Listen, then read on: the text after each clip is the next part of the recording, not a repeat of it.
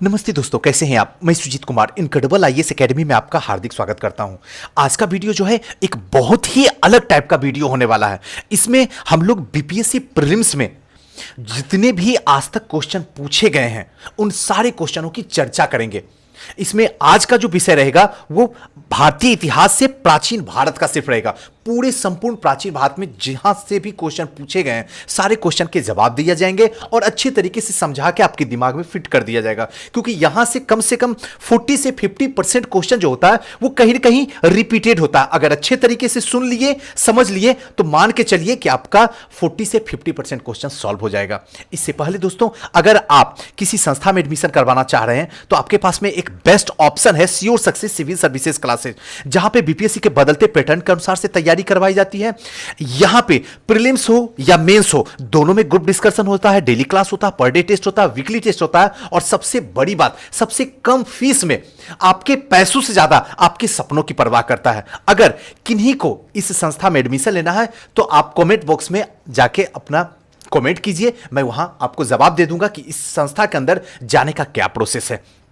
तो चलिए दोस्तों, आज का सेशन स्टार्ट करते हैं प्राचीन भारत के इतिहास से। सबसे पहला क्वेश्चन है, क्वेश्चन को देखिए। निम्नलिखित में से किसको कैथोलिक युग भी कहा जाता है? ध्यान रखिएगा, निम्नलिखित में से किसको केलोलिथिक युग भी कहा जाता है। तो इसका सही आंसर जो होगा वो होगा ताम्र पाषाण युग को जो कहा जाता है केलोलिथिक युग कहा जाता है। अब ये क्वेश्चन जो आया हुआ है वो 44th बीपीएससी प्रीलिम्स 2000 में क्वेश्चन पूछा गया है। ये बार बार नहीं बोलूंगा, आप यहां पे देखने की कोशिश कीजिए। आइए इसकी चर्चा थोड़ा सा डिटेल में करके समझ लेते हैं क्या है ये।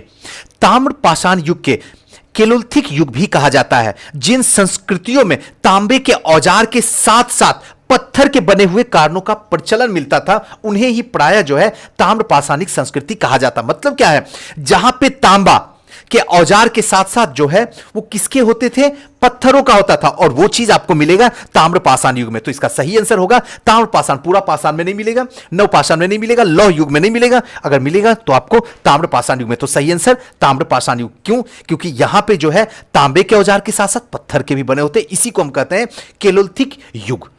चलिए नेक्स्ट क्वेश्चन की ओर चलते हैं। थोड़ा बड़ा वीडियो बनेगा लेकिन आपके लिए बेहतरीन होगा। जरूर इस वीडियो को जितना ज्यादा बार हो सके देखिए। हड़प्पा की मिट्टियों के बर्तन पर समानतः किस रंग का उपयोग हुआ था? याद कीजिए, हम लोग आपको मेंस में पढ़ाए हैं तो याद आ गया होगा। इस पे ज्यादा से ज्यादा जो है लाल रंग का उपयोग किया गया है। ऑप्शन भी नहीं बोलूंगा, आंसर बोलते जाऊंगा ताकि वीडियो बोर भी ना हो सके। हड़प्पा निवासी मिट्टी के बर्तनों का व्यापक पैमाने पे निर्माण करते थे। उस टाइम तक अभी तक मिट्टी के ही बर्तन आ रहे हैं, मृदभांड जिसको कहते थे, मृदभांड के आ रहे थे। प्रारंभिक हड़प्पा सभ्यता में पैर से चालित चाक का प्रयोग किया जाता, जो पैरों से चलाया जाता था, चाक जो देखते थे। परिपक्व हड़प्पा के दौर में हाथ से चालित चाकों का प्रयोग किए जाने लगा था। जब परिपक्व जो धीरे धीरे डेवलप होना शुरू हुआ हड़प्पा, उसके बाद हाथ से चलाने वाले चाक का प्रयोग होने लगा। डिजाइन के आधार पर इन बर्तनों को दो श्रेणी में रखा गया।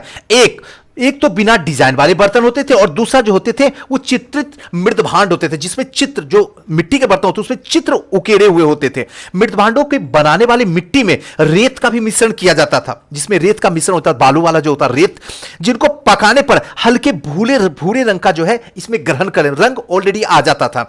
इन मृदभांडों के ऊपर के हिस्से जो होते थे वो लाल पुताई कर दी जाती थी, ऊपर के हिस्से को लाल रंग से पुताई कर जाती थी और नीचे के हिस्से जो है काले रंग के विभिन्न चित्रकार किया जाता था। नीचे में काले रंग का, तो ध्यान रखिएगा, नीचे काले रंग का होता था और ऊपर में जो होता था वो लाल रंग का होता था। मिट्टी के बर्तन समानता किस रंग के? तो लाल रंग के। चलिए तीसरे नंबर क्वेश्चन में चलते हैं। तीसरा नंबर क्वेश्चन क्या कहता है, सिंधु सभ्यता निम्नलिखित में से किस युग में पड़ता है? तो इसका सीधा सा आंसर जो होगा वो होगा आद्य ऐतिहासिक युग, सिंधु सभ्यता। क्यों? क्योंकि इसलिए क्योंकि यहां पे जो लेख तो हैं, ऐसा नहीं है कि नहीं है, यहां पे जानकारी लेखन शैली का है लेकिन उसे पढ़ा नहीं जा सकता है। क्लियर है? इसलिए आदि ऐतिहासिक काल का था। अब इसको थोड़ा सा डिटेल में समझ लेते हैं। ऐतिहासिक काल का निर्धारण पठनीय लेखन के ज्ञान के आधार पर किया जाता है, ऐतिहासिक का, और लेखन कला का ज्ञान भी पहले कालखंड प्रागैतिहासिक कालखंड होता है। भारतीय इतिहास में 2500 बीसी से 1000 बीसी के कालखंड को आद्य ऐतिहासिक कालखंड माना जाता है, 2500 से 1000 के। सिंधव सभ्यता आदि ऐतिहासिक काल सभ्यता होता है, क्योंकि यहां पर लेखन कला का ज्ञान होता है किंतु इतिहास निर्माण में इसका प्रयोग नहीं किया जाता। क्यों? क्योंकि उस लेखन को पढ़ा नहीं जा सकता है। तो अब इसका पता कैसे चलेगा सिंधु घाटी सभ्यता का? इसका पता करने के लिए आपको क्या करना होगा कि आपको यहां पे जो है जान के, जो भी मिट्टी के बर्तन आ रहे हैं, जो भी औजार मिले, जो भी क्षेत्र मिले, तो वहीं से आपको पता लगाना होगा। चलिए नेक्स्ट क्वेश्चन में चलते हैं हम लोग। चौथा नंबर क्वेश्चन देखिए, चौथा नंबर क्वेश्चन क्या कहता है? सिंधु घाटी सभ्यता की सबसे महत्वपूर्ण विशेषता क्या है? तो इसकी सबसे महत्वपूर्ण जो होती है कि पकी हुई ईंट की बनी हुई इमारत। आपको पहले भी हमने बता चुका हूं कि पकी हुई जो मतलब जो ईंट होती थी वो पकी हुई यहां पे मिलती है, जो सबसे बड़ी विशेषता यहां की मानी जाती है। सिंधु घाटी सभ्यता की प्रमुख विशेषता नगर नियोजन को माना जाता है। ध्यान रखिएगा, नगर नियोजन को भी माना जाता है। एवं नगर की प्रमुख विशेषता यहां पे नगर और कस्बे एक निश्चित योजना के अनुसार से बसाए जाते थे। पक्के ईंट की बनी इमारत होती थी। मोहनजोदड़ो में विशाल स्नानागार होता है और अन्नागार इसमें मिलती है। इनकी सतह पक्की ईंटों की होती है जिसे जिप्सम या मोटार से जोड़ा जाता है। यहां पे जो सबसे इंपॉर्टेंट है वो क्या है?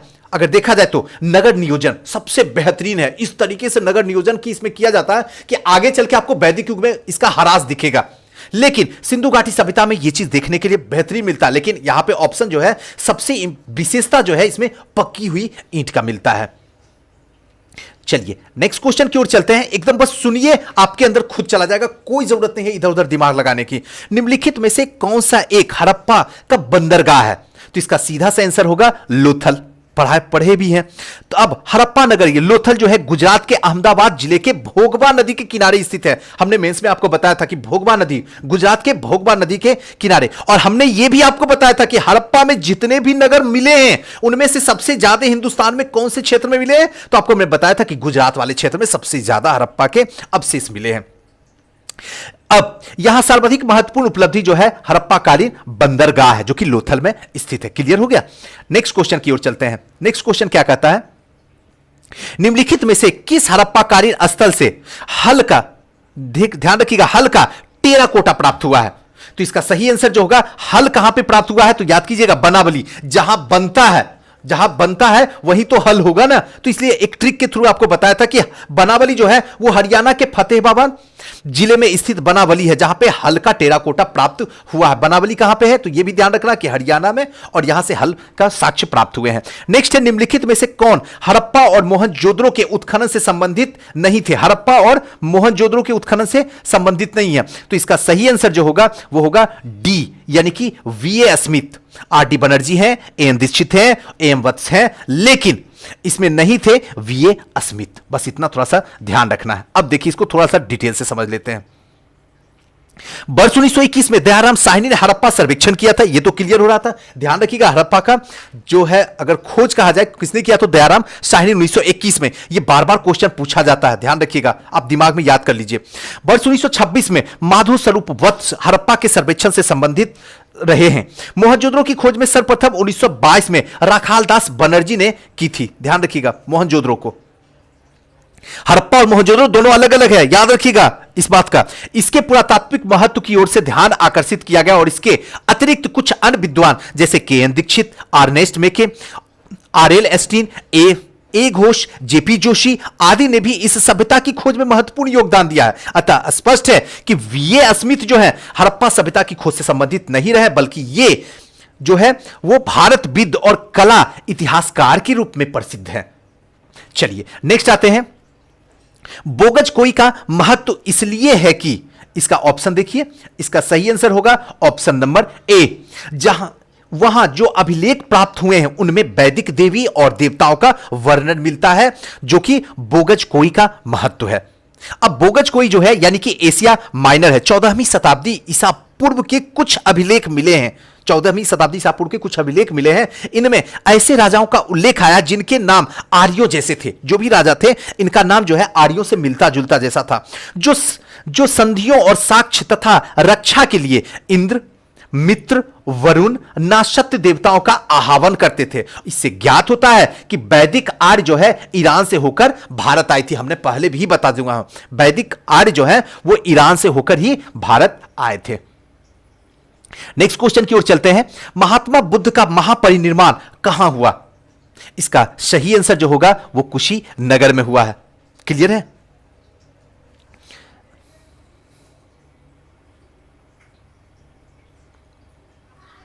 चलिए नेक्स्ट आते हैं 10वां नंबर क्वेश्चन। 10वां नंबर क्वेश्चन क्या कहता है, महात्मा बुद्ध का महापरिनिर्वाण कहां पे हुआ है? तो इसका सही आंसर होगा कुशीनगर में। एकदम ध्यान रखिएगा। लुंबिनी क्या है, अगर यहीं पे अगर आपसे पूछूं तो जन्म स्थान। बोधगया क्या है, यहां पे इनको क्या मिली है?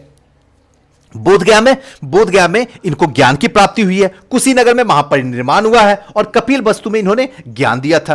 तो इस तरीके से अगर पढ़िएगा तो आसानी से आपको समझ में आ जाएगा। अब यहां पे थोड़ा सा डिटेल से आपको बता दूं कि महात्मा बुद्ध अपना पहला उपदेश जो दिए थे वो कहां दिए थे? सारनाथ में दिए थे। तो याद रखिएगा, यानी अपना सार जो हम याद कीजिए, जब हम ट्रिक से आपको बता रहे थे कि महात्मा बुद्ध ने अपना पहला उपदेश यानी सार जो बोले वो कहां बोले? सारनाथ में बोले। इसके पश्चात धर्म के प्रचार में कपिल वस्तु, राजगिरी, वैशाली, कौशल, अन्य राज्य भी गए जहां पे अपना सार दिए।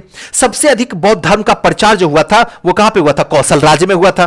कौशल नरेश प्रसेनजीत ने भी इस परिवार के साथ में बुद्ध की शिष्यता ग्रहण किया था।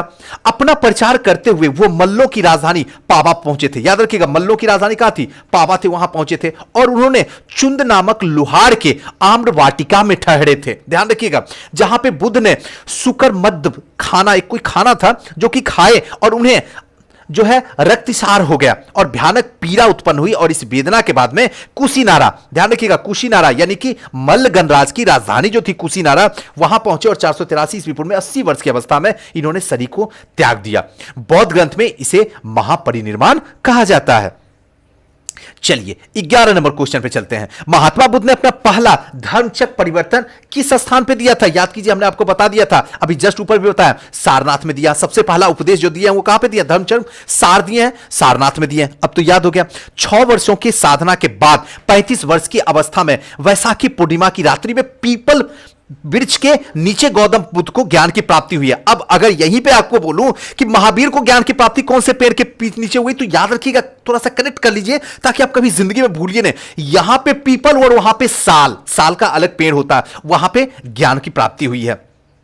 ध्यान रखिएगा, यहां 6 वर्ष में और वहां 9 वर्ष में हुआ है ज्ञान।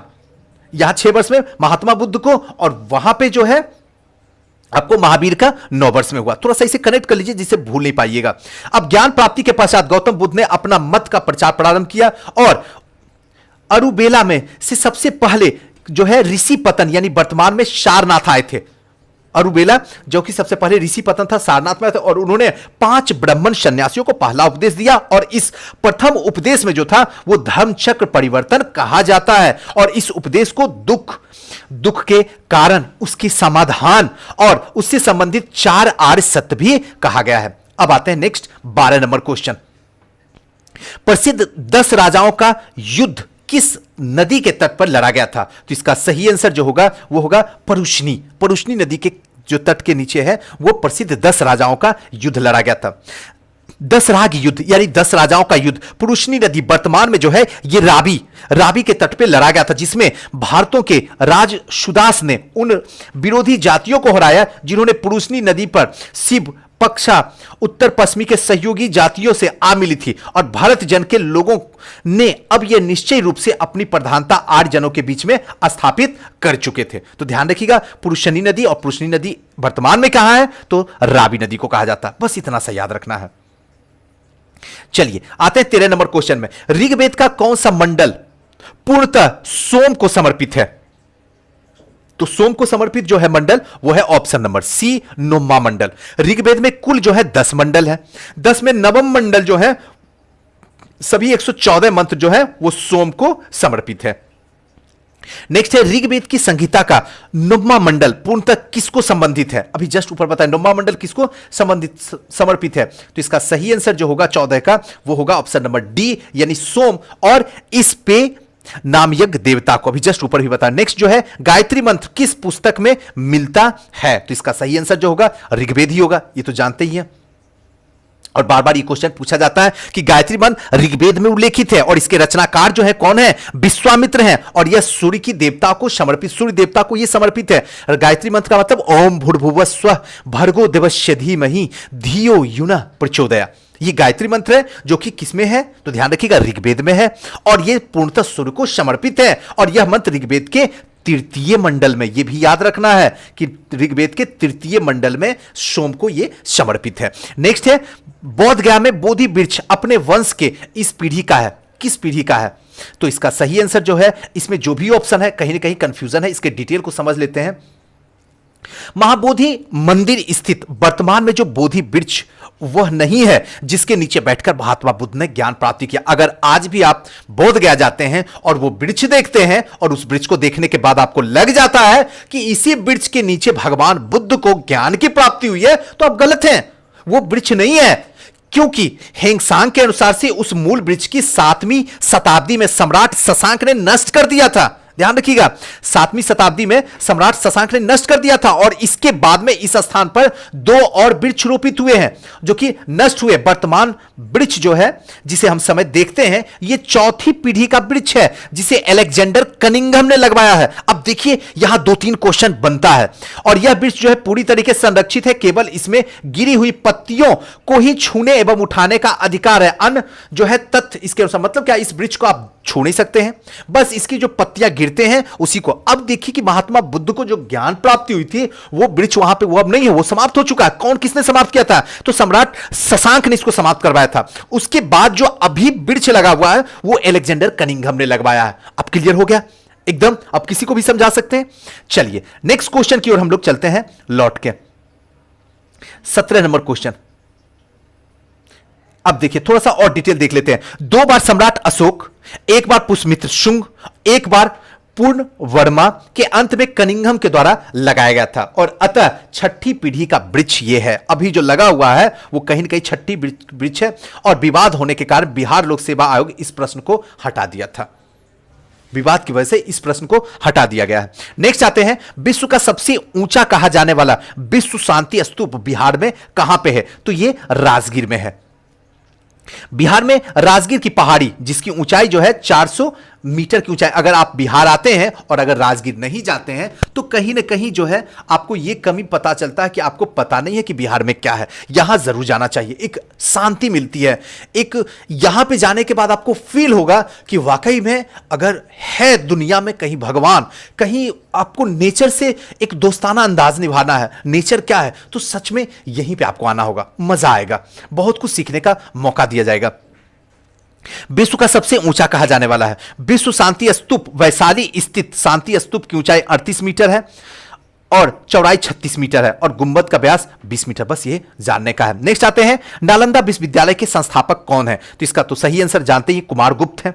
हेंगसांग के अनुसार नालंदा विश्वविद्यालय के संस्थापक जो है वो शक्रादित्य था जिसने बौद्ध धर्म के त्रिरत्नों के प्रति महद श्रद्धा के कारण इसकी स्थापना करवाई थी। शक्रादित्य की पहचान कुमार गुप्त प्रथम यानी 415 से 455 में की जाती है और जिसकी प्रसिद्ध उपाधि जो थी वो महेंद्रादित्य थी। तो ध्यान रखिएगा, कुमार गुप्त। नेक्स्ट आते हैं, वह नालंदा महासरोवर किसके लिए विख्यात है? तो इसका सही आंसर होगा पाली अनुसंधान संस्थान के लिए नालंदा जो है महाविहार प्रसिद्ध है और विख्यात है। नव नालंदा बिहार बौद्ध अध्ययन का आधुनिक केंद्र था, यह आप भी जानते हैं, जिसे बिहार सरकार ने 1951 में नालंदा में स्थापित किया था और इस केंद्र में बौद्ध और पाली अनुसंधान संस्था है। ध्यान रखिएगा, बौद्ध और पाली अनुसंधान। यहां बड़ी संख्या में श्रीलंका, जापान, कोरिया, तिब्बत, भूटान आदि देशों से पाली एवं बौद्ध अध्ययन के अनुसार से हेतु अब जो है विद्यार्थी आते थे। अब ध्यान रखिए, यहां पाली का मतलब क्या है? पाली एक भाषा थी, ध्यान रखना है, बस पाली एक भाषा थी, बौद्ध तो एक धर्म था, ये तो पता ही है। चलिए नेक्स्ट आते हैं नेक्स्ट क्वेश्चन की ओर। महावीर स्वामी का जन्म कहां हुआ था? इसका सही आंसर होगा कुंडग्राम में। महावीर स्वामी का जन्म जो हुआ था वो कुंडग्राम में हुआ था, इसको ध्यान रखना है। महावीर स्वामी का जन्म कुंडग्राम में हुआ था यानी कुंडलपुर में यानी वैशाली के निकट हुआ था। कब? तो 599 ईसा पूर्व में हुआ था। उनकी माता का नाम क्या था? त्रिशला था, जो कि लक्ष्मी गणराज के प्रमुख चेटक की ये बहन थी। कौन थी? तो महावीर की जो मां थी वो कहीं न कहीं वो क्या थी? उस टाइम के जो है प्रमुख गणराज जो थे लिच्छवी के, उनके बहन थी, वहां के राजा की बहन थी। और पिता सिद्धार्थ जो थे वो ज्ञात्रक क्षत्रिय के संघ के प्रधान थे। इनके बड़ी भाई जो थे वो नंदवर्धन थे, जो कि कुछ प्राचीन संस्कार में एनसीईआरटी की पुस्तक में महावीर स्वामी का जन्म जो है 540 ईसा पूर्व में उद्धृत है। और इसी आधार पर अनेक प्रकाशकों ने भी जन्म तिथि अपने पुस्तक में अंकित कर दिया है। ध्यान रखिएगा 540 लिखा गया है।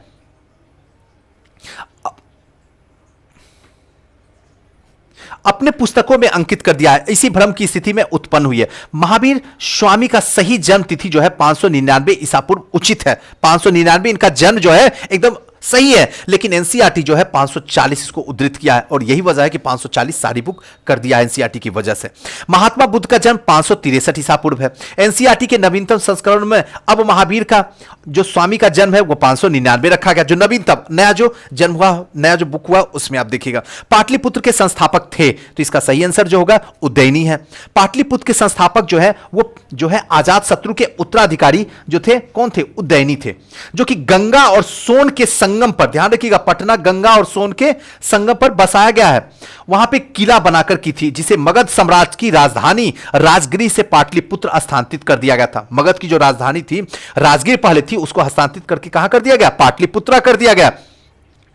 यह नगर शिशु नागवंश, नंदवंश और मौर्य वंश की राजधानी रहा। किसकी किसकी? तो ध्यान रखना है, शिशु नागवंश, नंदवंश, मौर्य वंश की राजधानी रहा। नेक्स्ट आते हैं, विश्व का पहला गणतंत्र वैशाली में किसके द्वारा जो है स्थापित किया गया था? तो इसका सही आंसर होगा ये लिच्छवी के द्वारा। ध्यान रखना है कि लिच्छवी के द्वारा। वैशाली के लिच्छवी ने विश्व का पहला गणतंत्र जो है स्थापित किया गया था, वैशाली के लिच्छवी में। वैशाली बुद्ध काल का सबसे बड़ा और शक्तिशाली गणराज था, जो कि लिच्छवी जो है वज्जी संघ के सर्व प्रमुख थे। नेक्स्ट आते हैं, मगध की प्रारंभिक राजधानी कौन सी थी? जो मगध की पहली राजधानी थी वो कौन सी थी? ऑप्शन में देखिए, इसका सही आंसर जो होगा वो थी राजगिरी। मगध की पहली राजधानी जो थी वो कहां थी? तो राजगीर थी। आइए इसको डिटेल से समझते हैं। पुराणों के अनुसार मगध पर शासन करने वाला पहला राजवंश जो था वो बृहद्रथ वंश था। ध्यान रखिएगा, बृहद्रथ वंश था। और इस वंश के पहले राजा जो हुए वो बृहद्रथ का पुत्र जरासंध था, जिसने गिरिव्रज यानी कि राजगिरी में अपनी राजधानी बसाया। बौद्ध ग्रंथ के अनुसार मगध का प्रथम प्रतापी शासक जो था वो बिंबिसार था। मगध का प्रथम प्रतापी शासक बिंबिसार था और यह हर्यक वंश से संबंधित था और इसकी मृत्यु 492 ईसा पूर्व में हुई थी। इसके पश्चात अजात शत्रु मगध का शासक हुआ और अजात शत्रु का पुत्र जो था उज्जैनी ने अपनी राजधानी राजगिरी से बदल के कहां कर दिया था? तो पाटलिपुत्र स्थापित कर दिया था। तो अब यह तो चीज ध्यान में आ गया कि अजात शत्रु का पुत्र कौन था? उज्जैनी था, जिसने अपनी राजधानी जो है राजगिरी से बदलकर कहां कर दिया गया? वो पाटलिपुत्र कर दिया गया। चलिए नेक्स्ट क्वेश्चन आते हैं 24 नंबर क्वेश्चन पे। चलिए नेक्स्ट क्वेश्चन की ओर चलते हैं। नेक्स्ट क्वेश्चन क्या कहता है? अजात शत्रु के वंश का नाम क्या था? अजात शत्रु के वंश का नाम क्या था? तो इसका सही आंसर होगा ऑप्शन नंबर बी, हर्यक वंश। मगध का शासक अजात शत्रु था, जो कि 492 से 460 ईसा पूर्व था। अपने पिता हर्यक वंश के संस्थापक बिंबिसार की हत्या करके राजगद्दी पर बिठाया था और इसी हत्या के बाद इसके पुत्र उज्जैनी जो है कौसंबी और वत्स राजा उज्जैन इसके विभिन्न ने कर दी थी। तो ध्यान रखिएगा, इसका आंसर जो होगा हर्यक वंश, ऑप्शन नंबर बी। नेक्स्ट आते हैं 25वां नंबर क्वेश्चन। सेंड्रोकोटस ने चंद्रगुप्त मौर्य की पहचान किसने की? सेंड्रोकोटस से चंद्रगुप्त मौर्य की पहचान किसने की? तो इसका सही आंसर होगा विलियम जोन्स ने। विलियम जोन्स पहले विद्वान थे जिन्होंने सेंड्रोकोटस की पहचान मौर्य शासक चंद्रगुप्त से की थी। एरियन और प्लूटार्क ने चंद्रगुप्त मौर्य को एंडोकोटस के रूप में वर्णित किया है, जबकि जस्टिन ने सेंड्रोकोटस यानी चंद्रगुप्त मौर्य को सिकंदर महान की भेंट से उल्लेखित किया है। नेक्स्ट आते हैं, ब्राह्मणी लिपि का सर्वप्रथम किसने पढ़ा था? तो इसका सही आंसर होगा जेम्स प्रिसेप। बहुत इंपॉर्टेंट है, हमेशा क्वेश्चन पूछा जाता है कि ब्राह्मणी लिपि सबसे पहले किसने पढ़ा था? तो याद रखिएगा जेम्स प्रिसेप। अब सर्वप्रथम 1837 ईस्वी में जेम्स प्रिसेप नामक अंग्रेजी विद्वान ने अशोक के लेखन यानी कि ब्राह्मणी लिपि में जो थी उच्चारित था, किंतु उन्हें लेखों में देवनाथ प्रिय की पहचान सिंगल के राजा तिस्त ने कर डाली थी। कालांतर में यह जो प्रकाश में आया है कि सिंहली अनुश्रुति दीपवंश और महावंश में यह उपाधि अशोक के लिए प्रयुक्त की गई है और अंततः 1915 ईस्वी में मास्की यानी कि कर्नाटक से प्राप्त लेख में अशोक का नाम भी पढ़ लिया गया था 1915 में।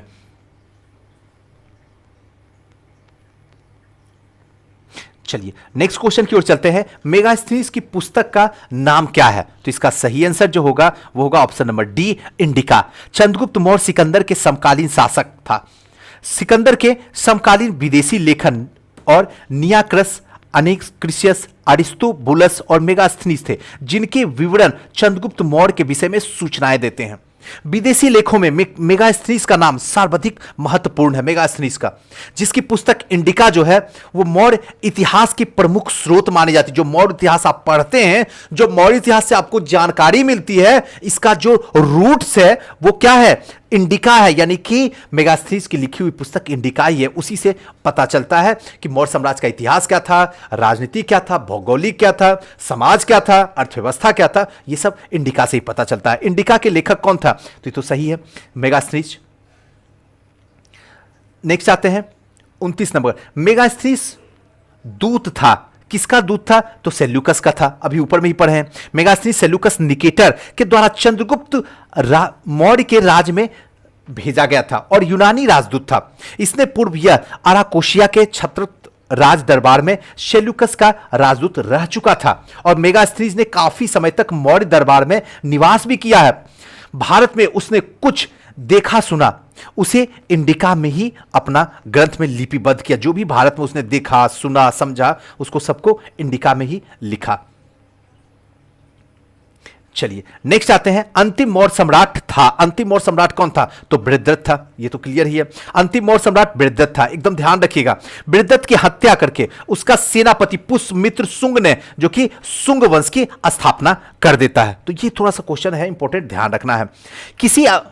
किस अभिलेख में रुद्रादामन प्रथम की विभिन्न उपलब्धियां वर्णित है? कौन सा अभिलेख है जिसमें रुद्रादामन की विभिन्न उपलब्धियां वर्णित है? तो इसका सीधा सा आंसर होगा जूनागढ़ अभिलेख, जिसमें क्या रुद्रदामन की जो है उपलब्धियां उसमें लिखी हुई है। गुजरात के जूनागढ़ के रुद्रादामन एक अभिलेख प्राप्त हुआ। गुजरात में, जूनागढ़ गुजरात में, ये वहां एक अभिलेख प्राप्त हुआ है जिस पर उत्कीर्ण है, जिस पर लिखा हुआ है उसी के समय में अशोक के 14वें प्राज्ञों की एक स्कंद गुप्त की 2 लेख खुदे हुए हैं और यह विशुद्ध संस्कृत भाषा में ब्राह्मणी लिपि में लिखी गई है। इसमें रुद्रदामन की वंशावली, विजय, शासन, व्यक्तित्व और उसकी सुंदरता पर जो है इसमें प्रकाश डाला गया है। इसी अभिलेख से पता चला है, गुजरात के जूनागढ़ अभिलेख से। नेक्स्ट है, निम्नलिखित राजाओं में से किसका जैन धर्म के प्रति जो है भारी झुकाव था? तो इसका सीधा सा है खारवेल का।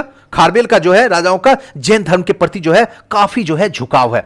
यानी कलिंग के चेदी वंश और शासक खारवेल प्राचीन भारतीय इतिहास के महानतम सम्राटों में से एक माना जाता है और उड़ीसा प्रांत के भुवनेश्वर से 3 मील दूर पर स्थित उदयगिरी पहाड़ी के हाथी गुफा में उसका एक बिना तिथि का अभिलेख प्राप्त होता है और यह अभिलेख ही जो होता है वो खारवेल के इतिहास के जानने का एकमात्र स्रोत संबंधित है और इसका जैन धर्म के प्रति जो है भारी झुकाव देखने को मिलता है। नेक्स्ट आते हैं, कलिंग के नरेश खारवेल का संबंध था, किससे था? तो इसका सही उपरोक्त में से कोई नहीं या एक से अधिक था। यानी कि कलिंग का जो था वो चेदी राजवंश के संस्थापक महामेघवाहन नामक व्यक्ति से था। अतः इस वंश का जो नाम था महामेघवाहन वंश भी पड़ गया था और इस वंश का सर्वाधिक शक्तिशाली शासक जो हुआ था वो हुआ था खारवेल। किस वंश का था? तो महामेघवाहन वंश का था। इसको भी थोड़ा सा ध्यान रखना। खारवेल अगर पूछेगा कि खारवेल किस वंश का शासक था तो ध्यान रखिएगा महामेघ वंश का शासक हुआ था। नेक्स्ट क्वेश्चन की ओर चलते हैं। क्वेश्चन नंबर 34 नंबर क्वेश्चन क्या कहता? प्राचीन भारत का नेपोलियन किसे कहा जाता है? तो इसका सही आंसर होगा समुद्रगुप्त। जानते ही हैं समुद्रगुप्त। इतिहास में विंस स्मिथ ने अपनी रचना जो थी early history of India, early history of India किसकी है? तो वेंस्ट स्मिथ की है। ध्यान रखिएगा, विंस्ट स्मिथ की है अर्ली हिस्ट्री ऑफ इंडिया, जिसमें समुद्रगुप्त की विजय की से मुग्ध होकर उसने बताया था कि समुद्रगुप्त जो है भारतीय नेपोलियन कहा जाता है। नेक्स्ट आते हैं गुप्त सम्राट। गुप्त सम्राट जिसने हुर्नों को पराजित किया था, इसका सही आंसर होगा स्कंद गुप्त। हुर्नों का पहला भारतीय आक्रमण गुप्त सम्राट स्कंद गुप्त के शासनकाल में हुआ था। स्कंदगुप्त के हाथों वे बुरी तरीके से मतलब पराजित हुआ था, परास्त हुआ था, असफल हुआ था और इस आक्रमण पर एक धावा मात्र रहा था और देश पर इनके ऊपर तत्कालिक प्रभाव नहीं पड़ा, परंतु परोक्ष रूप से उसने गुप्त साम्राज्य के पतन की गति को तेज कर दिया था। प्रभाव नहीं पड़ा, लेकिन कहीं ना कहीं अंदर से इसके पतन का जो है आग कहीं ना कहीं जलना शुरू हो गई थी। स्कंदगुप्त की मृत्यु के बाद 5वीं शताब्दी में, जैसे ही स्कंदगुप्त मरता है उसके बाद 5वीं शताब्दी तथा 6ठी शताब्दी के आरंभ में उत्तर पश्चिम के क्षेत्रों में हुर्नों का कब्जा कर लिया था। नेक्स्ट क्वेश्चन की ओर चलते हैं। किस प्रकार की भूमि को अपृहत कहा जाता है? अपृहत कहा जाता था, तो इसका सही आंसर होगा बिना जोती हुई जंगली भूमि। जो बिना जोती हुई होती थी जंगली भूमि, जिसको अपृहत भूमि कहा जाता था, और यह गुप्तकालीन राजस्व व्यवस्था का एक पद था, एक पद रहा था। इसी को कहा जाता था जो कि अपृहत, जो बिना जोती हुई जंगली भूमि होती थी। चीनी यात्री सुंगयुंग भारत की यात्रा की थी, तो ये थोड़ा सा बस ऐसे ही ध्यान रखने का है। ऑप्शन नंबर ए, यानी कि 515 से 520 ईस्वी तक, इसमें ज्यादा दिमाग कुछ नहीं लगाना। आते हैं नेक्स्ट क्वेश्चन की तरफ। नेक्स्ट आते हैं 38 नंबर क्वेश्चन। 38 नंबर क्वेश्चन क्या पूछता? सॉरी, हर्षवर्धन के शासनकाल में किस चीनी यात्री ने भारत की यात्रा की थी? तो इसका सही आंसर होगा तारानाथ, सॉरी हेंगसांग, सॉरी हेंगसांग। हर्षवर्धन, आपको बताए थे ट्रिक, हौ से हर्षवर्धन और हौ से हेंगसांग, तो हर्षवर्धन के टाइम में हेंगसांग, बस इतना याद रखना क्योंकि हमेशा ये क्वेश्चन आपसे पूछेगा। हर्षवर्धन के समय में सर्वप्रमुख घटना जो थी वो चीनी यात्री हेंगसांग भारत आगमन की थी। तो कभी कभी क्वेश्चन पूछता हर्षवर्धन के टाइम में कौन से चीनी यात्री आए थे? हेंगसांग दे देगा, हीनयांग देगा, इबन बतूता दे देगा, या बहुत सारे ऑप्शन स्कंद मतलब दे देगा आपको और पूछेगा आपसे कि इसमें किसने है, तो आपको बताना होगा कि हेंगसांग भारत के आगमन की थी। और इसकी उत्कृष्ट अभिलाषा जो थी महात्मा बुद्ध के चरण चिन्हों के द्वारा पवित्र किए गए स्थान को देखने की, इसी के लिए हेंगसांग भारत आया था कि महात्मा बुद्ध के जो पवित्र काम किए गए चरण हैं उनको देखने की इच्छा थी। उसके साथ साथ में उन दिनों भारत में सुलभ थे कि उसके उद्देश्य की पूर्ति हेतु उसने तांग शासकों की राजधानी यानी कि चंगन में भारतवर्ष के लिए 629 ईस्वी में प्रशस्त किया था। और अपनी भारत यात्रा के ऊपर उसने एक ग्रंथ लिखा था जिसे सीयूकी कहा जाता है। तो सीयूकी किसने लिखा था? तो ध्यान रखिएगा, हेंगसांग। चलिए नेक्स्ट क्वेश्चन की ओर चलते हैं। कलहन के पुस्तक का नाम क्या था? तो कलहन की राजतरंगिणी, याद रखिएगा, कलहन की राजतरंगिणी में कश्मीर का इतिहास है। पूछेगा कि कलहन की राजतरंगिणी में कहां का इतिहास है, तो ऑप्शन में दे देगा बिहार का इतिहास, पंजाब का इतिहास, कश्मीर का इतिहास, या फिर अब केरला का इतिहास। तो आपको ऑप्शन अगर पता रहेगा कलहन की राजतरंगिणी कश्मीर, तो आप आसानी से बता दीजिएगा। और चंद्रगुप्त मौर्य कि प्रधानमंत्री चाणक्य ने राजनीतिक शास्त्र के प्रसिद्ध ग्रंथ अर्थशास्त्र की रचना की। तो याद ये भी रखना होगा कि जब आपको पूछे जाएगा कि अर्थशास्त्र यानी चंद्रगुप्त का अर्थशास्त्र क्या है, तो राजनीतिक शास्त्र का लिए प्रसिद्ध है, अर्थव्यवस्था के लिए नहीं है, सिर्फ नाम वो है वैसा। नेक्स्ट है उदंतपुर शिक्षा केंद्र निम्न में से किस राज्य में अवस्थित है? तो इसका सही आंसर होगा ऑप्शन नंबर बी, यानी कि बिहार में।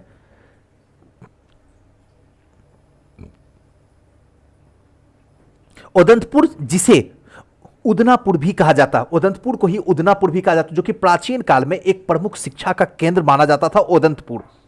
यह बिहार राज्य में अवस्थित था और इसकी स्थापना जो है पाल वंश के प्रथम शासक गोपाल ने की थी। याद रखिएगा, पाल गोपाल उदंतपुर को। नेक्स्ट है कर्नाटक वंश के संस्थापक कौन था? तो इसका सही आंसर होगा नानीदेव। इसके संस्थापक कौन है? नानदेव। कर्नाटक वंश के संस्थापक जो है नानदेव है, जो कि एक महान योद्धा थे। नानदेव जो है कर्नाटक की राजधानी सिमरावगढ़ को बनाया था। और कर्नाटक वंश के संस्थापक जो है, शासनकाल जो चला था 97 से 98, 1378 ईस्वी में मिथिला को जो है स्वर्ण युग इन्होंने बताया था। मिथिला को स्वर्ण युग किसने? नेक्स्ट है कर्नाटक वंश का अंतिम शासक कौन था? तो इसका सही आंसर होगा हरि सिंह। कर्नाटक वंश का अंतिम शासक जो थे वो हरि सिंह थे, कर्नाट वंश से। ध्यान रखिएगा, कर्नाट वंश के अंतिम शासक हरि सिंह देव थे और ये कला और साहित्य के महान संरक्षक थे। इन्होंने पंजी व्यवस्था की शुरुआत की थी। कौन? तो कर्नाट वंश के हरि सिंह। नेक्स्ट है किस काल के अछूत की अवधारणा स्पष्ट रूप से उद्धृत हुई थी? अछूत की अवधारणा, तो इसका सही आंसर होगा धर्मशास्त्र के समय में अछूत की अवधारणा जो है स्पष्ट रूप से उद्धृत हुई थी। अब देखिए, धर्मशास्त्र के समय में 4 वर्ण थे, जिसको आप जानते होंगे, ब्राह्मण, क्षत्रिय, वैश्य और शूद्र। इसके अतिरिक्त समाज में अन्य जातियों का यथा था, जैसे क्या, अंबस्ट, उग्र, निषाद, मगध, वैदेहिक, रथकार आदि जो है अरबी भाव इसी के अनुलोम और प्रतिलोम विवाहों के फलस्वरूप हो गया था। पाणिनि ने 2 प्रकार के शूद्रों का उल्लेख किया। पाणिनि ने 2 प्रकार के, एक जो है निर्वसित और दूसरा जो है अनिर्वसित। इसमें जो है पहले प्रकार के शूद्र को अपस्यता माना जाता है। नेक्स्ट है, त्रिपिटक किसकी धार्मिक पुस्तक है? तो इसका सही आंसर होगा बौद्ध। ये तो जानते हैं, त्रिपिटक जो है बौद्ध धर्म के सर्वाधिक महत्वपूर्ण है, क्योंकि बौद्ध की मृत्यु के बाद उनकी शिक्षाओं का संकलित करके 3 भागों में इसको बांट दिया गया है, जिन्हें त्रिपिटक कहा गया। जब बौद्ध मर गए थे तो उनकी जो शिक्षाएं थी वो 3 भागों में बांट दिया गया था। एक का नाम विनय पिटक, दूसरा का नाम सूत पिटक और तीसरा का नाम अधिधम पिटक। तो जो विनय पिटक था उसका संघ से संबंधित नियम और आचार की शिक्षाएं इसमें थी। सूत पिटक जो था वो महात्मा बुद्ध के वचन इसके अंदर है। धम्म पिटक जो है इसमें दार्शनिक सिद्धांत है। नेक्स्ट आते हैं, कनिष्क के शासन काल में बौद्ध सभा किस नगर में आयोजित की गई थी? तो इसका सीधा सा आंसर है कनिष्क, मतलब कौसे कनिष्क, कौसे कश्मीर। इस तरीके से हमने आपको याद करवाया था, याद कीजिए जब हम आपको बता रहे थे लुसेंट। तो बौद्ध धर्म की चौथी और अंतिम संगीत जो था, संगीत और कुषाण शासक के कनिष्क के राज्यकाल में कश्मीर के कुंडलवन में हुआ था, और इसकी अध्यक्षता जो है वसुमती ने किया था, और अश्व घोष इसकी उपाध्यक्ष थे। और यहीं पे बौद्ध धर्म के कठिन अंशों पर सम्यक विचार, ध्यान रखिएगा, सम्यक विचार किया गया था, और प्रत्येक पिटक पर भाष्य लिखे गए थे। कनिष्क ने इन्हें ताम्र पात्रों को खुदवाकर एक स्तूप रखवाया था। त्रिपिटक में लिखे गए इन्हीं भाष्य को जो है विभाष्य शास्त्र कहा जाता है। उल्लेखनीय है कि पहली बौद्ध संगति युद्ध का मृत्यु का तत्काल बाद जो है राजगृह के सप्तपर्णी गुफा में हुई थी।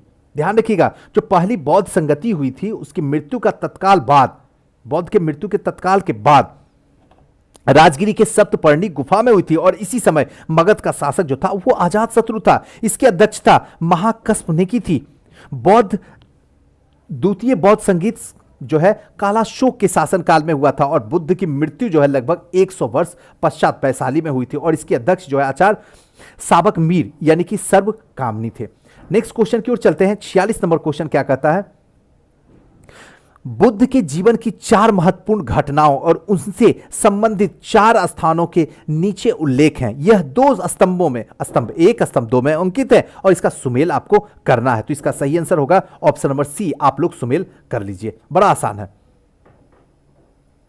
थोड़ा सा इसका डिटेल बता दूं। महात्मा बुद्ध का जन्म 563 ईसा पूर्व में कपिल वस्तु के समीप में लुम्बिनी वन में हुआ था, और बोध गया के बैसाखी पूर्णिमा की रात में उन्हें ज्ञान की प्राप्ति हुई थी, और काशी के ऋषिपत्तनम यानी सारनाथ में उन्होंने पहला उपदेश दिया था, और कुशीनगर में उनका निर्धन हो गया था, जहां पे महापरिनिर्वाण कहा जाता है।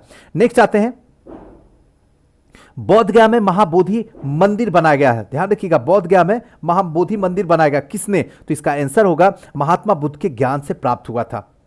यहीं पे बुद्ध यानी बोध गया में 6 वर्ष की साधना के पश्चात 35 वर्ष की आयु में महात्मा बुद्ध को बैसाखी पूर्णिमा की रात में एक पीपल पेड़ के नीचे इन्होंने दुख और उनके कारणों का पता लगाया था, और इस समय वे बुद्ध के नाम से पूरी दुनिया में विख्यात हो गए थे, और यहीं पे बोधि मंदिर बनाया गया है।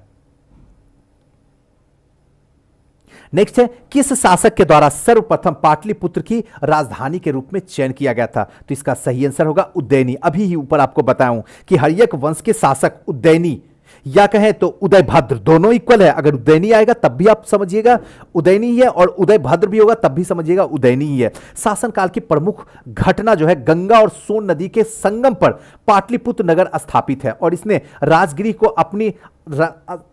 राजगिरी से अपनी राजधानी को स्थानांतरित करके जो है पाटलिपुत्रा में स्थानांतरित किया था। नेक्स्ट है, गौतम बुद्ध को एक देवता के स्थान पर किस राजा के युग में प्राप्त हुआ था? देवता के स्थान पर किस राजा के टाइम में? तो इसका सही आंसर होगा कनिष्क।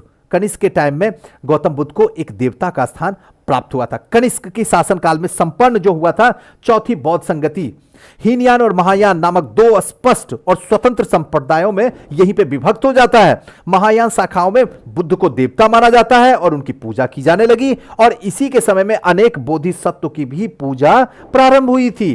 नेक्स्ट है ईसा पूर्व 6ठी सदी के विश्व की प्रथम गणतात्मक व्यवस्था कहां थी? तो इसका सही आंसर होगा वैशाली।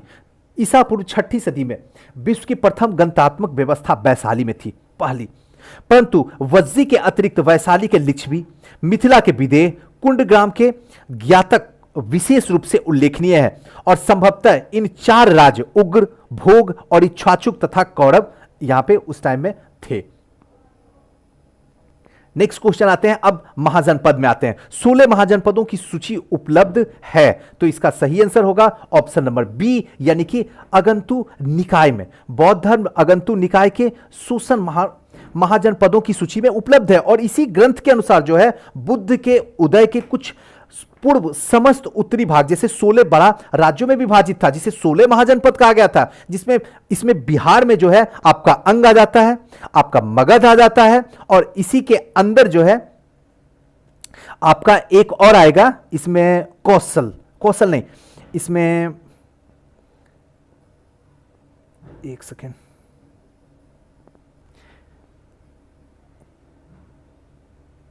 हाँ, इसमें जो आएगा आपका अंग आ जाएगा, मगध आ जाएगा और वज्जी संघ आ जाएगा। इसके साथ साथ में काशी, कौशल, मल, चेदी, वत्स, कुरु, पंचाल, मत्स्य, शूरसेन, अस्मक, अवंती, गंधार, कंबोज, ये सारे के सारे हैं। लेकिन यहां पे आपको सिर्फ 3 को याद रखना, अंग, मगध और वज्जी, ये 3 को आपको याद रखना होगा। जैन ग्रंथ भगवती सूत्र में भी 16 महाजनपदों के सूची मिलती है, 16 के 16 महाजनपद की सूची वहां भी भगवती सूत्र में भी मिलती है, किंतु यहां कुछ नाम विभिन्न प्रकार से हैं। चलिए नेक्स्ट आते हैं, नालंदा विश्वविद्यालय की स्थापना का युग है, तो इसका सही आंसर है गुप्त युग। नालंदा के विख्यात बौद्ध पीठ एवं विश्वविद्यालय था। यह दक्षिण बिहार के राजगीर के निकट स्थित था। इसके ध्वंसावशेष बड़ा ग्राम से दूर आज तक के बिखरे पड़े हुए हैं। 5वीं शताब्दी के मध्य गुप्तों के समय में नालंदा विश्वविद्यालय के अस्तित्व में आया था। सर्वप्रथम कुमारगुप्त प्रथम, ध्यान रखिए, कुमारगुप्त प्रथम ने नालंदा बौद्ध विहार को दान दिया, और बाद में बुद्धगुप्त, तथागुप्त और बलादित्य नामक गुप्त शासकों ने इस विहार को दान में दे दिया था। तो इसको थोड़ा सा इंपॉर्टेंट है, इसी तरीके से आपको ध्यान रखना होगा।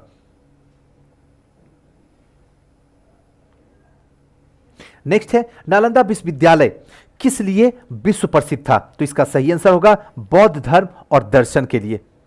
यह बौद्ध धर्म के अध्ययन के लिए विश्व प्रसिद्ध था। उसी के अध्ययन के लिए चीनी यात्री हेंगसांग यहां पे आया था। नेक्स्ट है, नीचे 2 वक्तव्य दिए गए हैं, जिन्हें एक कथन ए और कारण आर, दोनों को ध्यानपूर्वक पढ़ना। देखिए, कथन ए और कारण आर दोनों को ध्यान से पढ़िए और सही आंसर के पास में चलिए। पहला है, 12वीं शताब्दी के अंत तक नालंदा महाविहार का पतन हो गया था, और दूसरा है, महाविहार की राजकीय परिचय मिलना बंद हो गया था। इसका सही आंसर क्या होगा? इसका सही आंसर होगा ऑप्शन नंबर बी। ए और आर दोनों सही है, आर ए की सही व्याख्या नहीं कर रहा, क्योंकि नालंदा में एक विख्यात बौद्ध पीठ और विश्वविद्यालय था, जहां पे दक्षिण बिहार के राजगीर, वर्तमान में राजगीर के निकट ये स्थित है। 5वीं सदी के मध्य में गुप्तों के समय में नालंदा स्थित विश्वविद्यालय अस्तित्व में आया था। किसके टाइम में आया था? तो ध्यान रखिएगा कि ये जो आया था गुप्तों के समय में नालंदा विश्वविद्यालय जो है अस्तित्व में आया था, और 12वीं सदी के अंत तक मुस्लिम आक्रमण के फलस्वरूप महाविहार का पतन हो चुका था 12वीं सदी में, और बंगाल के पाल शासकों के द्वारा विक्रमशिला विश्वविद्यालय के संरक्षण देने के फलस्वरूप नालंदा का महत्व जो है धीरे धीरे घटना शुरू हुआ। एक तो पहले विनाश होना शुरू हुआ इस पे जो है, और लास्ट में आक्रमण के कारण जो है नालंदा विश्वविद्यालय का समाप्त हो गया, और दूसरी तरफ से बंगाल के पाल शासक के द्वारा विक्रमशिला को जो है प्रश्रय देना शुरू कर दिया, जिसके कारण जो है नालंदा का समाप्त होना, अस्तित्व जो है समाप्त खतरे पे होना शुरू हो गया था। नेक्स्ट है, निम्नलिखित में से कौन सी बात बौद्ध धर्म और जैन धर्म में समान नहीं है? कौन सी ऐसी बात है जो बौद्ध और जैन दोनों धर्म में समान नहीं है? तो इसका सही आंसर जो होगा वो होगा आत्मदान, जो कि बौद्ध और जैन दोनों में समान बिल्कुल भी नहीं है। गौतम बुद्ध ने मध्य मार्ग का उपदेश दिया था। वे मोक्ष के लिए कठोर साधना, काय क्लश के विश्वास नहीं करते थे, और इसके विपरीत महावीर स्वामी मोक्ष प्राप्ति के लिए घोर तपस्या और शरीर त्याग आवश्यक बताया था। नेक्स्ट क्वेश्चन है, महावीर स्वामी का जन्म कहां हुआ था? इसका सही आंसर होगा कुंडग्राम। मैंने ऑलरेडी आपको बता चुका हूं कि महावीर स्वामी का जन्म कुंडग्राम वैशाली के निकट लगभग 599 ईस्वी पूर्व में हुआ था, और इनकी माता त्रिशला वैशाली के लक्ष्मी गणराज के प्रमुख चेटक की बहन थी, और पिता सिद्धार्थ ज्ञातक क्षत्रिय संघ के प्रधान थे, और इनके बड़े भाई जो थे वो नंदी वर्धन थे। नेक्स्ट जो है, महावीर जैन की मृत्यु निम्नलिखित में से किस नगर में हुई थी? तो इसका सही आंसर होगा पावापुरी में।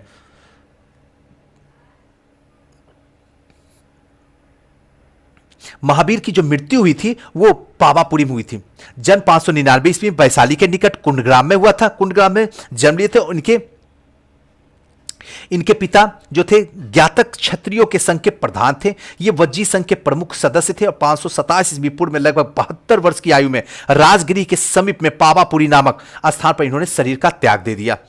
निम्नलिखित में से कौन सबसे पूर्वकालिक जैन ग्रंथ कहलाता है? तो इसका सही है 14 पूर्व। 14 पूर्व प्राचीन जैन ग्रंथ है। अंतिम नंद राजा के समय में संभूत विजय और भद्रबाहु संघ के अध्यक्ष थे, और तथा यही महावीर के द्वारा प्रदत्त 14 पूर्वों के विषय में जानने वाले अंतिम व्यक्ति थे। 12 अंग और जैन सिद्धांतों के संकलन प्रथम जैन सभा में किया गया था। नेक्स्ट क्वेश्चन जो है 59 नंबर, भगवान महावीर का प्रथम शिष्य था? तो इसका सही आंसर होगा जमाली। भगवान महावीर का जन्म क्षेत्रीय वंश के सिद्धार्थ के यहां 599 ईसा पूर्व में हुआ था। इनकी पत्नी का नाम यशोदा था, तथा उनसे प्रियदर्शना नामक पुत्री उत्पन्न हुई थी। इस पुत्री का विवाह जो है इन्होंने जमाली से करवाया था, जो बाद में महावीर स्वामी का अनुयायी बन गया था। यह उनका प्रथम शिष्य भी था, जो कि दामाद भी कहलाता था। जमाली के बाद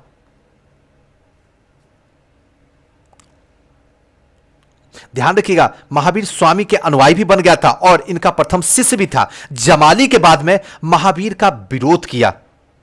जमाली के बाद में महावीर का विरोध किया और बहुतत्ववाद नामक नए संप्रदाय का शुरुआत हुआ, और 11 अन्य प्रधान शिष्य जिन्हें गंधर कहा जाता है निम्न प्रकार के थे: इंद्रभूत, अग्निभूत, वायुभूत तीनों भाई थे। आर्यवक्त, सुमर्धन, मंडिक पुत्र, मौर्य पुत्र, आकस्मिक, अचल, मैत्रेय और प्रभास थे। नेक्स्ट आते हैं, बराबर की गुफाओं का उपयोग किसके आश्रय गृह के रूप में किया? तो इसका सही आंसर होगा आजीवकों ने। मौर्य युग में पर्वत के गुफाओं को काटकर निवास स्थान बनाने की कला का पूर्ण विकास हो चुका था। अब जो है पर्वतों को काट के जो है गुफाओं में बनाया जा सकता है। अशोक तथा उसके पुत्र जो थे, पौत्र अशोक और उसके पुत्र दशरथ के समय में बराबर और नागार्जुन की पहाड़ी को काटकर आजीवकों के लिए आवास बनाए गए थे। अशोक के समय बराबर की पहाड़ी की गुफाओं में सुदामा की गुफा, कर्ण चौपर नामक गुफाओं का सर्व प्रसिद्ध है।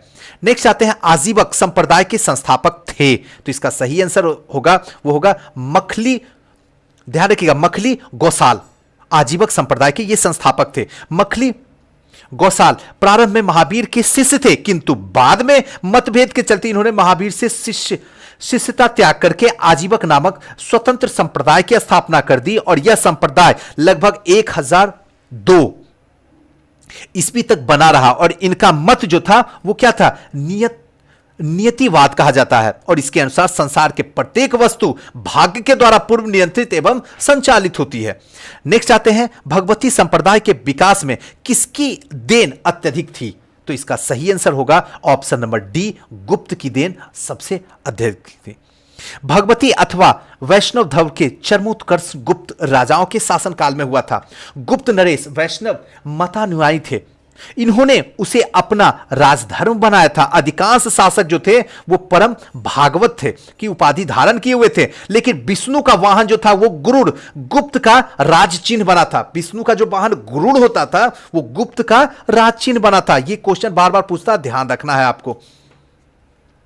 नेक्स्ट है, निम्नलिखित में से किस राजा ने पाटलिपुत्र को बसाया था? तो इसका सही आंसर है उज्जैनी। ऊपर से ही बताए हुए आ रहे हैं, इतना बार बता चुके हैं कि अब आपको भूलने की जरूरत नहीं है। और एग्जाम में अगर क्वेश्चन यहां से पूछता है तो आपका गलत होने का चांस बिल्कुल जीरो हो जाना चाहिए।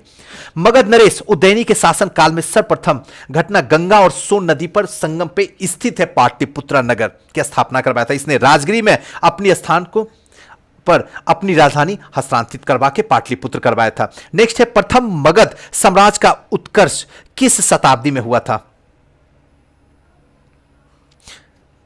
क्वेश्चन है, प्रथम मगध साम्राज्य का उत्कर्ष किस शताब्दी में हुआ था? तो इसका सही आंसर होगा ईसा पूर्व 6ठी शताब्दी में। प्रथम मगध साम्राज्य की महत्ता का वास्तविक संस्थापक राजा बिंबिसार था, जो कि हर्यक वंश का संबंधित था।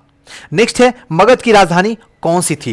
तो इसका सही आंसर है, जो भी ऑप्शन है इसमें बिल्कुल भी सही नहीं है, क्योंकि नीचे दिए गए विकल्प में ए और सी दोनों सही है। पाटलिपुत्रा भी और गिरिब्रज दोनों सही है। तो मगध की आरंभिक राजधानी गिरिब्रज थी। शुरू में तो गिरिब्रज थी और बाद में फिर उज्जैनी ने पाटलिपुत्र को राजधानी बना दिया था, जो कि गुप्त काल तक मगध की राजधानी बनी रही। मगध साम्राज्य के शासन करने वाले प्रथम राजवंश के विषय में बौद्ध ग्रंथ और पुराणों में अलग अलग विवरण मिलता है। बौद्ध ग्रंथ और पुराण दोनों में अलग मिलता है। पुराणों के अनुसार मगध का शासन करने वाला पहला राजवंश जो था वो बृहद्वंश था। ध्यान रखिएगा, किसके अनुसार? तो पुराणों के अनुसार। और इस वंश का पहला जो राजा था वो जरासंध था, जिसने गिरिव्रज को अपनी राजधानी बनवाई। नेक्स्ट क्वेश्चन की ओर चलते हैं। नंद वंश के पश्चात मगध पर किस राजवंश ने शासन किया था? तो इसका सही आंसर होगा मौर्य ने। नंद वंश के पश्चात जो है मौर्य वंश ने जो है शासन किया था मगध पे। नंद वंश 344 से 323 ईसा पूर्व तक इसकी स्थापना शिशुनाग वंश के अंत करके की गई थी।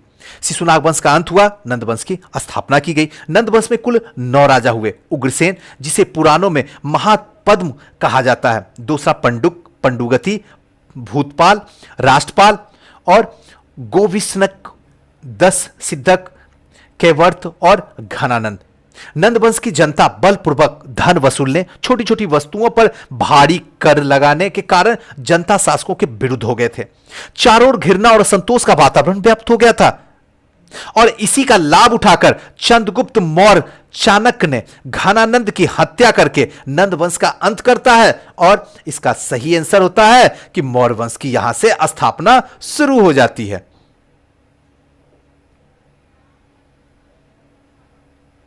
नेक्स्ट आते हैं, जिसके ग्रंथ में चंद्रगुप्त मौर्य का विशिष्ट रूप से वर्णन हुआ है वह है, तो इसका सही आंसर होगा विशाखदत्त। विशाखदत्त कृत मुद्राक्षस ने चंद्रगुप्त मौर्य के विषय में विस्तृत सूचना प्राप्त होती है। इस ग्रंथ में चंद्रगुप्त के नंदराज का पुत्र माना गया है। मुद्राक्ष के चंद्रगुप्त का वृषल और कुलहनी भी कहा गया है। 18वीं शताब्दी में के ईस्वी में घुंडीराज, ध्यान रखिएगा, घुंडीराज मुद्राक्षस पर टीका लिखी थी। मुद्राक्षस के अतिरिक्त विशाखदत्त के नाम से 2 अन्य रचनाओं का भी उल्लेख हुआ। मुद्राक्षस के अतिरिक्त विशाखदत्त नामक 2 अन्य रचनाओं की उल्लेख हुआ है, जिसमें देवी चंद्रगुप्तम तथा अभिसारिका वंचिकतम और अभिसारिका बंधित्व अप्रवाय। नेक्स्ट क्वेश्चन की ओर चलते हैं। निम्नलिखित में से किसने मगध में कौन से राजा सिकंदर महान के समकालीन था? तो इसका सही आंसर होगा घनानंद। महापद्मनंद के उत्तराधिकारी की संख्या पुराणों और बौद्ध ग्रंथों में 8 मिलती है। महापद्मनंद की संख्या ध्यान रखिएगा 8 मिलती है, पुराणों में भी और बौद्ध धर्म में भी। इस वंश का अंतिम शासक जो था घनानंद था, जो कि सिकंदर के समकालीन था। घनानंद सिकंदर के समकालीन था। इसने यूनानी लेखों में अग्रमीज कहा गया है, यूनानी लेखों में अग्रमीज कहा गया है। जोनोफोन ने उसे बहुत धनाढ्य व्यक्ति बताता है। भद्रसाल उसका सेनापति था। याद रखिएगा, भद्रसाल जो था वो किसका क्या था? सेनापति था घनानंद का। नेक्स्ट आते हैं, कौटिल्य के अर्थशास्त्र किस पहलू पर प्रकाश डालता है? हमेशा क्वेश्चन पूछता है और अर्थशास्त्र ऑप्शन पक्का देता है। देख लीजिए, आर्थिक जीवन, धार्मिक जीवन, राजनीतिक जीवन, सामाजिक जीवन। अर्थ पे दे दिया ना, आप ए मार के चले आएंगे, गलत हो जाएगा, जबकि राजनीतिक नीतियां होगी। बी नंबर, कौटिल्य के अर्थशास्त्र के द्वारा चंद्रगुप्त मौर्य के शासनकाल की बहुत सारी बातें का ज्ञान प्राप्त होता है। यह वस्तुतः ऐतिहासिक ग्रंथों नहीं है, अपितु राजनीतिक शास्त्र का एक अद्वितीय ग्रंथ है, जिसकी तुलना मैकियावेली के प्रिंसिपी से की जाती है, मैकियावेली के प्रिंस से की जाती है। ध्यान रखिएगा, मैकियावेली की प्रिंस। नेक्स्ट है, कौटिल्य की पुस्तक अर्थशास्त्र किस विषय पर आधारित है? कौटिल्य की पुस्तक अर्थशास्त्र किस विषय पर? अब तो आपको जरूरत ही नहीं है, सब समझ में आ गया होगा। इसका सही आंसर जो होगा वो होगा उपयुक्त में से ई। अब कौटिल्य के चाणक्य के जो है रचित अर्थशास्त्र शासन जो सिद्धांतों के अभ्यास पे स्थित है, इसमें राज्य के मंडल के बारे में, जो कि ऑप्शन में कहीं नहीं है, तो ऑप्शन नंबर ई होगा इसका सही आंसर। इसका सिद्धांत जो है विदेशी नीतियों की व्याख्या करता है। इसके अलावा यह सप्तांग सिद्धांत जैसे राजा, आमत्त, जनपद, दुर्ग, कोष, दंड, मित्र सर्वप्रथम व्याख्या मिलती है। और अर्थशास्त्र में तत्कालिक प्रशासन में कृषि, शिल्प, व्यापार व्यवस्था का विस्तृत जानकारी यहीं से हमें मिलती है। नेक्स्ट क्वेश्चन की ओर चलते हैं हम लोग। नेक्स्ट क्वेश्चन क्या है? पाटलिपुत्र में स्थित चंद्रगुप्त का महल मुख्यतः बना था, तो इसका सही आंसर जो होगा लकड़ी का बना हुआ था पाटलिपुत्र में चंद्रगुप्त का महल। पटना, बिहार के पटना के समीप बुलंदी बाग और कुम्हरार में की गई खुदाई में लकड़ी के विशाल भवनों के अवशेष प्रकाश में आए, जिन्हें प्रकाश में लाने का श्रेय जो है अस्पूनर महोदय, ध्यान रखिएगा, अस्पूनर महोदय का है। और बुलंदी बाग से नगर के परकोटे के अवशेष से कुम्हरार के राजप्रसाद के अवशेष प्राप्त हुए हैं।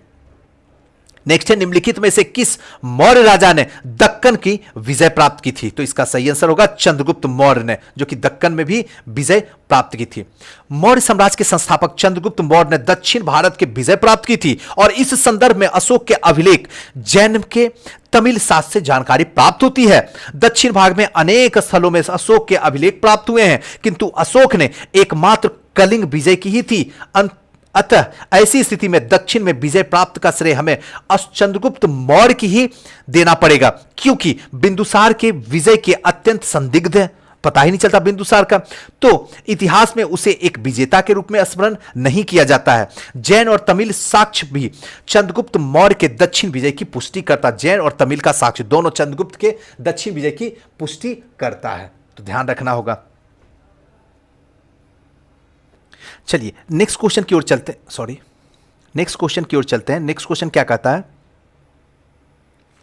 अभिलेख जिससे यह प्रमाणित होता है कि चंद्रगुप्त का प्रभाव पश्चिम भारत पर था, इसमें आंसर क्या होगा? ऑप्शन नंबर सी, रुद्रदामन और जूनागढ़ के अभिलेख से यह पता चलता है कि चंद्रगुप्त का प्रभाव पश्चिम भारत पर भी था। कैसे? तो रुद्रदामन और जूनागढ़ अभिलेख से यह ज्ञात प्राप्त होता है कि चंद्रगुप्त मौर्य सौराष्ट्र स्थित प्रांतीय शासक पुष्पगुप्त ने वहां सुदर्शन झील बनवाई थी।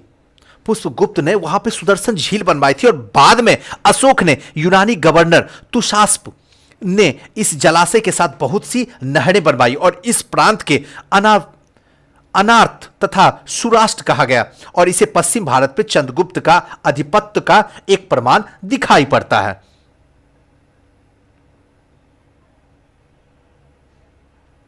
नेक्स्ट क्वेश्चन की ओर चलते हैं। नेक्स्ट क्वेश्चन क्या कहता है? निम्नलिखित में से कौन सा क्षेत्र अशोक के साम्राज्य में सम्मिलित नहीं था? तो इसका सही आंसर होगा श्रीलंका, जो कि अशोक के राज्य में सम्मिलित नहीं था। श्रीलंका अशोक के साम्राज्य में नहीं स्थित था। द्वितीय शिलालेख से यह स्पष्ट होता है कि भारत में अशोक का अधिकार चोल, पांड, सत्युत, केरलपत्तु, ताम्रपत्रिन, श्रीलंका को छोड़कर सर्वत्र था, क्योंकि इन राज्यों में प्रत्यंत सीमावर्ती राज्य कहा जाता था। यानी अफगानिस्तान में था, बिहार में था, कलिंग में था, लेकिन श्रीलंका में नहीं था। नेक्स्ट है, अशोक के शासनकाल में बौद्ध सभा किस नगर में आयोजित की गई थी? तो इसका सही आंसर होगा ऑप्शन नंबर बी, पाटलिपुत्रा में हुआ था बौद्ध सभा। यानी कि सिंगली अनुश्रुतियों, दीपवंश और महावंश के अनुसार अशोक के राज्यकाल में पाटलिपुत्र के मोगलीपुत्र तिस्य के अध्यक्षता में तृतीय बौद्ध संगति का आयोजन करवाया गया था पाटलिपुत्र में। नेक्स्ट है, अशोक के शिलालेखों में प्रयुक्त भाषा थी, तो इसका सही आंसर, ये तो प्राकृत भाषा ही थी। अशोक प्रकृत है, प्रकृति का सबसे बड़ा देन है, तो ऐसे भी याद रखिएगा, बस कोई ट्रिक यूज कर लीजिए जिससे याद रह जाए आपका। अशोक के इतिहास का मुख्यतः उसके अभिलेख से ही ज्ञात हो रहा है, और कोई ऐसा साक्ष्य नहीं है। अभिलेख से ही पता चलता अशोक महान कैसे हुआ, क्या क्या अशोक ने किया, सारे कारनामे उसके अभिलेख से ही मिल रहा है हमें। 3 भागों में इसे किया गया है, एक शिलालेख, स्तंभलेख और गुहालेख। इन तीनों से मिल रहा है, शिलालेख, स्तंभलेख और गुहालेख, जिसमें 14 विभिन्न लेखों का एक समूह है जो 8 विभिन्न विभिन्न स्थानों से प्राप्त किए गए हैं, जैसे सहबाजगढ़ी, मानसेहरा, कालसी, गिरनार, धौली,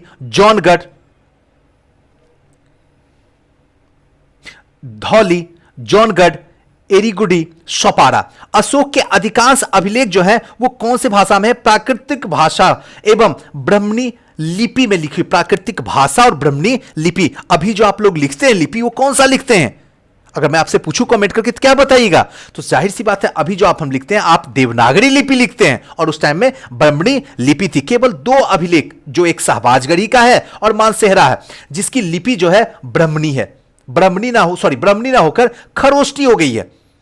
बाकी सारी की सारी तक्षशिला से अरमाइकोई लिपि लिखा गया, जिसमें एक अभिलेख शोकाकुना नामक स्थान पर और यूनानी के अरामेकेई लिपि में लिखा गया। द्वितीय भाषा यूनानी और सीरियाई भाषा में अभिलेख और लघमान नामक स्थान से अरामेकेई लिपि में लिखा गया। अशोक के अभिलेख यहां से भी प्राप्त हुए हैं। कहने का मतलब यहां 2 चीज सीखने का है। एक तो यह है कि अशोक के जितने भी अभिलेख हैं सारे के सारे ब्राह्मणी लिपि में हैं, लेकिन अगर सहबाजगढ़ी और मानसेहरा, दोनों याद रखिएगा, सहबाजगढ़ी और मानसेहरा दोनों के दोनों जो है ब्राह्मणी लिपि में ना होकर खरोष्ठी लिपि में लिखी गई है। तो ये थोड़ा सा यूनिक है, याद रखिएगा, क्वेश्चन इसे पूछा जाता है। अशोक के धम्म का मूल संदेश क्या है? तो इसका सीधा सा मतलब क्या है कि अशोक का धम्म जो है एक नैतिक संहिता थी, जिसमें अशोक अपने दूसरे और 7वें शिलालेख के माध्यम से संदेश देता है कि उपास्याने, बहुकाने, दया दाने, सचे सोचे, माध्य साधवे, अर्थात कम पाप करना। एक इसका धम्म नीति क्या देता है कि अर्थात कम पाप करना, कल्याण करना, दयादान करना, सत्य बोलना, पवित्रता के साथ रहना, स्वभाव में मधुरता, साधुता बनाए रखना। इस प्रकार अशोक के धम्म के मूल सिद्धांत शांति और अहिंसा से बड़ी का सम्मान था, जो कि धार्मिक सहनशीलता में निहित था। अतः सही विकल्प ई होगा। नेक्स्ट आते हैं, केवल वह स्तंभ जिसमें अशोक ने स्वयं को मगध का सम्राट बताया था, तो यह भाब्रू स्तंभ है। बहुत इंपॉर्टेंट है, ध्यान रखिएगा, भाब्रू स्तंभ है। अब भाब्रू यानी कि बैराट स्तंभ, अशोक ने स्वयं को मगध का सम्राट बताया है, और प्रियदर्शी लाजा मगध के अभिवादितुन आहा पवाधतिचु, यह जो संस्कृत भाषा में, कुछ पता नहीं ब्राह्मणी भाषा में लिखा हुआ है, यह अभिलेख अशोक के बौद्ध धर्मावलंबी में प्रमाणित करता है। नेक्स्ट है, मेगास्थनीज ने भारतीय समाज को कितनी श्रेणियों में विभाजित किया है? तो इसका सही आंसर होगा 7 श्रेणियों में विभाजित किया मेगास्थनीज ने भारतीय समाज को उस टाइम में। कौन कौन से? तो मेगास्थनीज ने भारतीय समाज को 7 श्रेणियों में विभाजित किया। एक श्रेणी जो है भारत में वो दार्शनिक है, दूसरा जो है वो कृषक है यानी कृषि है, तीसरा पशुपालक है, चौथा कारीगर है, 5वां योद्धा है, 6ठा निरीक्षक है, 7वां जो है सभासद है। ये 7 लोग का जो है 7 श्रेणियों में भारतीय समाज बटा हुआ था उस टाइम में। मेगास्थनीज भारतीय समाज को दास प्रथा में प्रचलित होने का उल्लेख नहीं करता। उस समय में दास प्रथा का जो है कहीं भी उल्लेख नहीं मिलता है। मौर्य काल में कोई भी व्यक्ति ना तो अपनी जाति से बाहर विवाह कर सकता था और ना ही विभिन्न पेशा में अपना सकता था। ना तो अपने जाति से बाहर आपको शादी करने का अलाउ मिल सकता है मौर्य साम्राज्य में, और ना ही अपने पेशा से बाहर आप कोई भी काम कर सकते हैं। नेक्स्ट क्वेश्चन की ओर चलते हैं। मौर्य समाज का 7 वर्गों में विभाजन का विशेष रूप से उल्लेख किया गया है, तो इसका सही आंसर होगा मेगास्थनीज की पुस्तक इंडिका ने। अभी जस्ट ऊपर ही बताया हूं, जरूरत ही नहीं है देखने का। चलिए नेक्स्ट क्वेश्चन की ओर हम लोग चलते हैं। वह स्रोत जिसमें पाटलिपुत्र प्रशासन का वर्णन मिलता है, तो इसका सही आंसर होगा इंडिका। अभी जस्ट सब तो बता ही चुका हूं कि पाटलिपुत्र नगर प्रशासन में मेगास्थनीज की इंडिका से प्राप्त होता है। मेगास्थनीज ने पाटलिपुत्र के नगर परिषद को 5-5 सदस्यों वाली 6 समितियों में उल्लेख किया है, और यह नगर का पदाधिकारियों के एस्टिनोमाई कहता था। नेक्स्ट जो है, पाटलिपुत्र किस शासक ने सर्वप्रथम अपनी राजधानी बनाई पाटलिपुत्र को? तो इसका सही आंसर होगा चंद्रगुप्त मौर्य। वस्तुतः पाटलिपुत्र को स्थापना जो है गंगा और सोन के संगम पर नदी के संगम पे बनाया गया, जो कि हर्यक वंश के शासक उदयनी ने की थी सबसे पहले। अपनी राजधानी राजगिरी से पाटलिपुत्र हस्तांतरित की थी, किंतु विकल्प में उदयनी नहीं है, इसलिए चंद्रगुप्त मौर्य जो होगा वो सही होगा। अगर उदयनी रहता तो फिर उदयनी सही होता, और अगर दोनों होता तो ऑप्शन नंबर ई होता, 1 और 2 दोनों। नेक्स्ट है कला की गंधार शैली निम्न समय में फली फूली, तो इसका सही आंसर होगा कुषाणों के समय में फूली। गंधार शैली कुषाणों के समय में, कुषाण शासक जो है कनिष्क के शासन काल में कला के क्षेत्र में 2 स्वतंत्र शैलियों का विकास हुआ, एक जो हुआ गंधार और दूसरा जो हुआ मथुरा। तो गंधार और मथुरा दोनों कुषाण यानी कि कनिष्क के शासन काल में ये दोनों जो शैली थी, गंधार शैली और मथुरा शैली विकसित हुई थी। इन दोनों में कनिष्क की ओर से पर्याप्त प्रोत्साहन दिया गया था।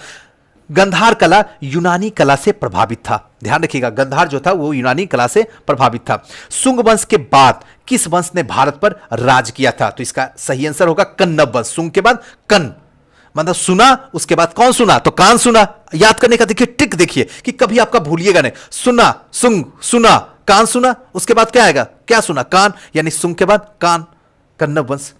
सुंग वंश का अंतिम राजा देवभूत, सुंग वंश का जो अंतिम राजा हुए थे वो देवभूति हुए थे। अपने आमत वासुदेव के षड्यंत्रों के द्वारा मार डाला गया। वासुदेव ने जिस नवीन राजवंशों की नींव डाली वह कन्नब या फिर कहे तो कनवायन नामक से जाना जाता है नाम से। शुंगों के समान भी ब्राह्मण वंश था, ध्यान रखिएगा, शुंगों के समान यह भी ब्राह्मण वंशी था।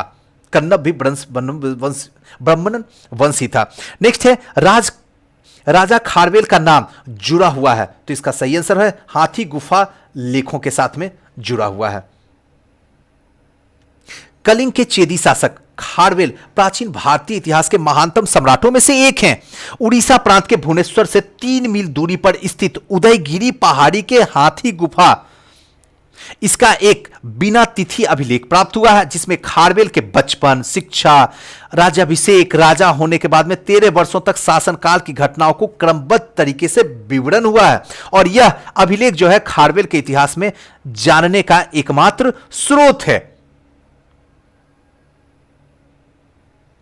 नेक्स्ट है नगरों का क्रमिक पतन किस काल की एक महत्वपूर्ण विशेषता थी? तो इसका सही आंसर होगा गुप्त काल। गुप्त काल में नगर क्रमिक पतन की ओर अग्रसर हुआ। संपूर्ण गंगा घाटी की ओर से जो शहर पहले अत्यंत असमृद्ध व्यवस्था में थे, उन्हें अधिकांश गुप्त युग या तो कहे तो त्याग दिया गया या वहां पे आवासान का प्रयत्न विघटन हुआ। पाटलिपुत्र जैसे महत्वपूर्ण नगर हेंगसांग के आगमन तक गांव बन गया। मथुरा जैसे महत्वपूर्ण नगर कुम्हरार, सोनपुर, सोहगौड़ा उत्तर प्रदेश में गंगा घाटी के अनेक महत्वपूर्ण केंद्र जो है ह्रास के प्रमाण में प्रस्तुत हो गए थे।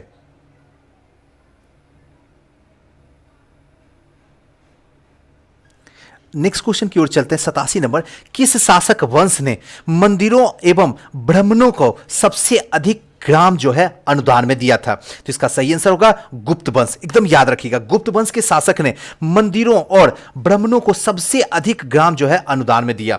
गुप्त लेखों में जिन भूमिदानों का उल्लेख किया गया उनमें यह स्पष्ट है कि भूमिदान के साथ साथ गांव की भूमि में उत्पन्न होने वाली आय भी गृहीता को सौंप दी जाती थी।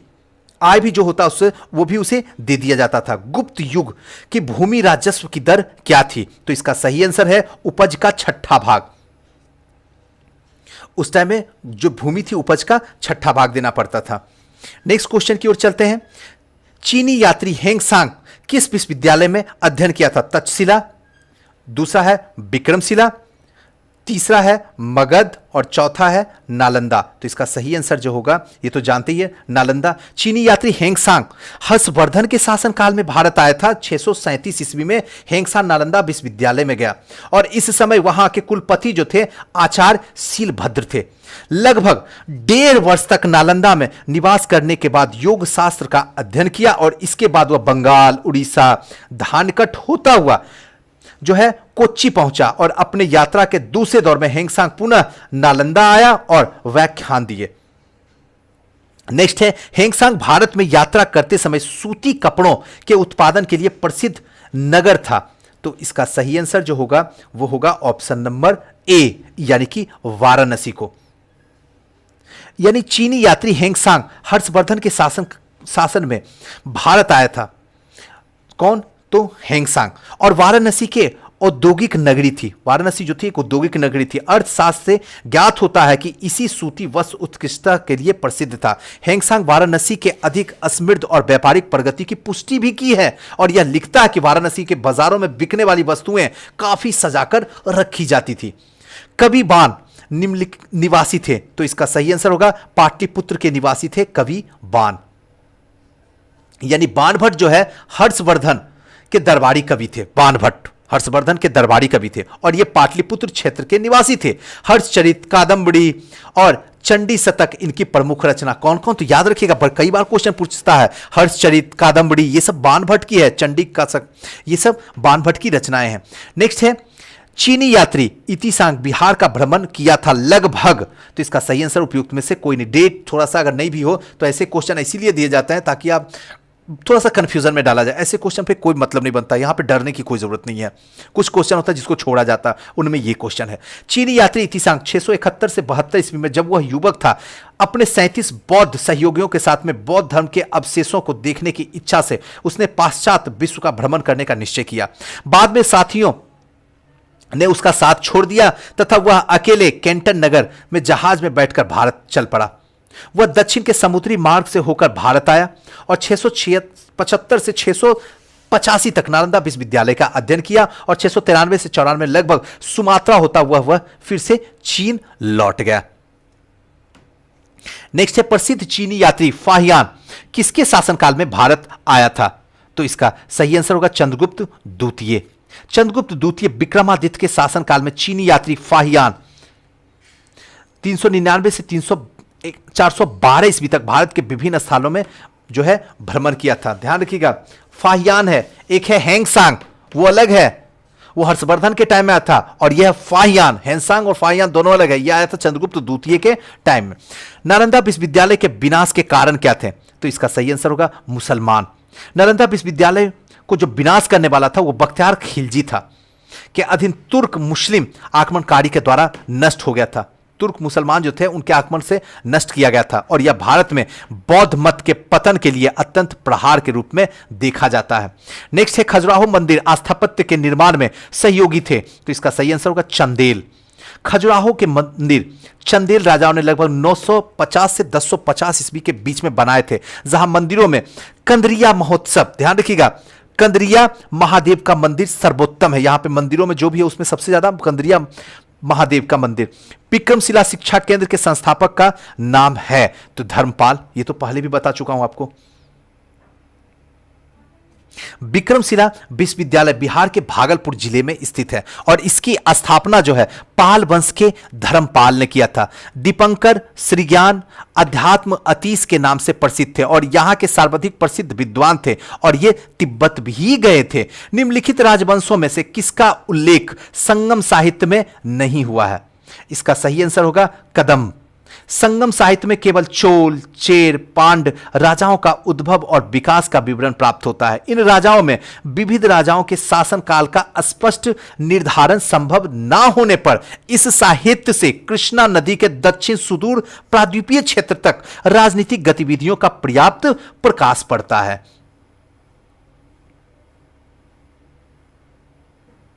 नेक्स्ट क्वेश्चन की ओर चलते हैं। संगम युग में उरेयूर किस लिए विख्यात था? तो इसका सही आंसर होगा कपास के व्यापार के महत्वपूर्ण के। बहुत इंपॉर्टेंट है, ध्यान रखिएगा।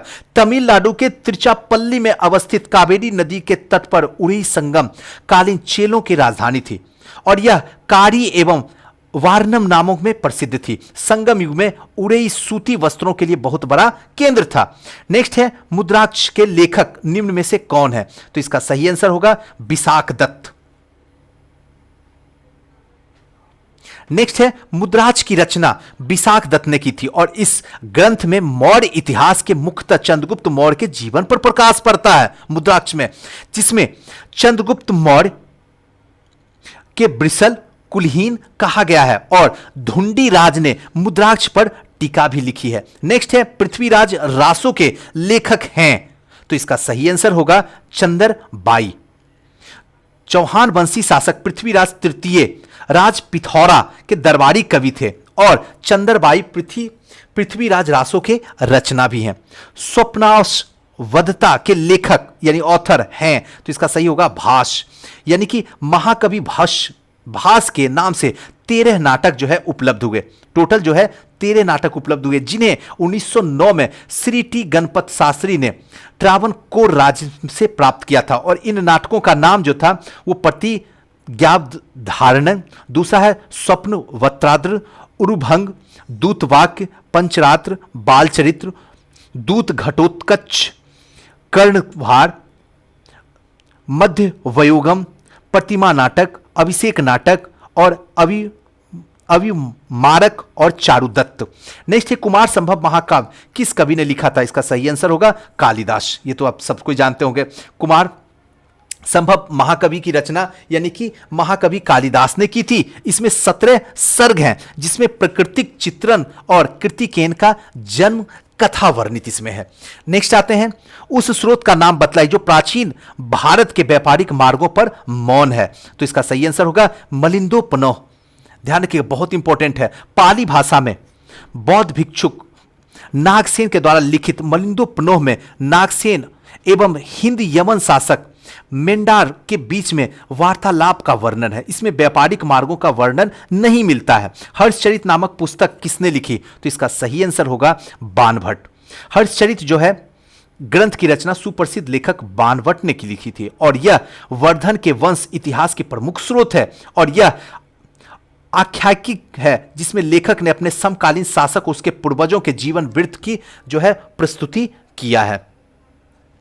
चोल काल किसके लिए प्रसिद्ध था? तो इसका सही आंसर होगा ग्राम पंचायत के लिए चोल काल जो है प्रसिद्ध था। चोल काल जो है सबसे उल्लेख जो है विशेषीय स्वास्थ्य ग्रामीण संस्थाओं के संचालन में परिलक्षित थी। ग्राम पंचायत चोल काल के प्रसिद्ध था। उत्तर में रूढ़ से प्राप्त अभिलेख में ग्राम सभा का काय आदि का विस्तृत विवरण जो है वो प्राप्त होता है। नेक्स्ट जो है, दक्षिण भारत में मंदिरों का आकर्षण के द्वारा क्या कहलाते हैं? तो इसका सही आंसर जो होगा वो गोपुरम, यानी दक्षिण मंदिरों में आकर्षण के द्वार जो द्वार होता जिसमें अंतर एंट्री करते हैं उसको गोपुरम कहते हैं। पांडचेल राजकाल में द्रविड़ शैली में पनपती रही और पांड्य काल में मंदिर छोटे होते रहे, किंतु इसके प्रांगण के चारों ओर अनेक प्राचीर बनाए जाते थे। इनके प्रवेश में जिन्हें गोपुरम कहा जाता था, जो भव्य विशाल और प्रचुर मात्रा में शिल्पकारिता से अलंकृत थे। चोलकालीन वास्तुकला की विशेष मंदिर नहीं अपितु गोपुरम थे।